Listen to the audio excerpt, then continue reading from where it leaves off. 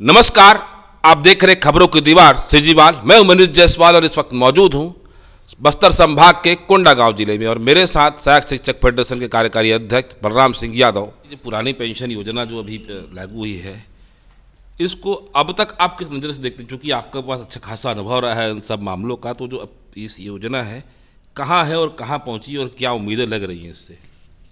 अब पुरानी पेंशन योजना का घोषणा माननीय मुख्यमंत्री जी के द्वारा छत्तीसगढ़ में किया जरूर गया है, लेकिन उसमें ये क्लियर कट नहीं है मेंशन कि मैं शिक्षा कर्मियों के परिप्रेक्ष्य में एक बात रखना चाहूँगा कि शिक्षा कर्मियों की प्रथम नियुक्ति 1998 में पूर्णकालिक रूप से की गई और 2018 जुलाई में और उसके बाद शिक्षा विभाग में उनका संविलियन किया गया। अब संविलियन की पूर्व की सेवाओं की गणना पेंशन के लिए की जाएगी कि नहीं की जाएगी, नंबर 1। नंबर 2, अगर संविलियन के बाद की सेवाओं की गणना की जाएगी तो शासकीय नियमावली के तहत पेंशन की पात्रता उस व्यक्ति को बनती है जिसकी न्यूनतम सेवा 20 वर्ष की होती है, उसको हाफ पेंशन मिलता है।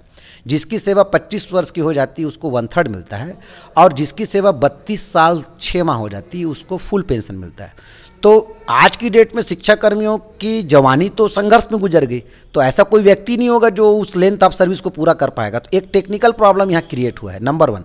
नंबर 2 ये कि अप्रैल से छत्तीसगढ़ सरकार ने एनपीएस में अपनी हिस्सेदारी को देना बंद कर दिया, जिसमें उनको करोड़ों रुपए मासिक की बचत हो रही है।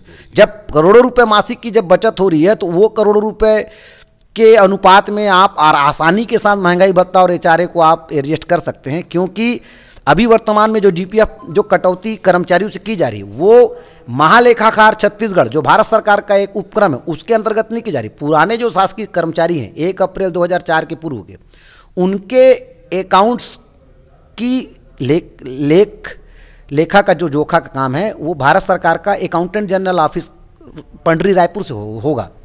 और अभी वर्तमान में जो पुरानी पेंशन योजना के तहत जो माननीय मुख्यमंत्री जी ने घोषणा किया है वो संचालक कोष लेखा पेंशन के तहत एक अलग से प्रकोष्ठ बना के किया गया है। तो वो जो पैसा जीपीएफ का है जिसमें शासन का कोई योगदान नहीं होता, वो पैसा का करोड़ों अरबों रुपए भी छत्तीसगढ़ सरकार के पास अब जमा हो रहा है। तो कहने का मतलब ये है कि शासन के पास बजट की कमी है। ऐसा हो सकता है कि उनके कोई अधिकारी उनको गुमराह कर रहे हो, लेकिन हम एक सजग नागरिक के रूप में, सजग कर्मचारी के रूप में और एक शिक्षाविद के रूप में हम गारंटी के साथ कह रहे हैं कि शासन के पास इच्छा शक्ति का अभाव है। अन्यथा इतना बड़ा कोई मामला नहीं है कि हम इनके पास आर्थिक हम जो अभी मुद्दा उठा रहे हैं ये बहुत तार्किक मुद्दा है कि अब हम लोग के जो पेंशन है उसका कोई क्लियर कट नहीं कि पेंशन जो है किस बेस पे दी जाएगी। और आज तक किसी भी एक कर्मचारी को पेंशन, पुरानी पेंशन इस वर्तमान नियम के तहत नहीं मिल पाया, जबकि 1 अप्रैल से घोषणा किया गया और आज देखिए अगस्त समाप्ति की ओर है।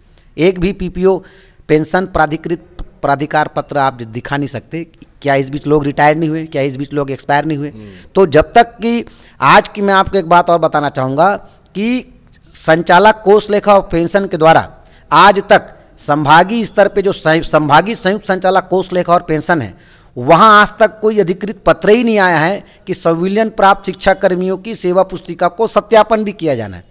तो जब तक आप किसी सेवा पुस्तिका का सत्यापन नहीं करेंगे, फिक्सेशन को सर्टिफाई नहीं करेंगे, तब तक पेंशन का फिक्सेशन का कोई सवाल ही नहीं पैदा होता। तो ये बहुत टेक्निकल प्रॉब्लम क्रिएट हो गई है, इस पर किसी का ध्यान नहीं जा रहा है।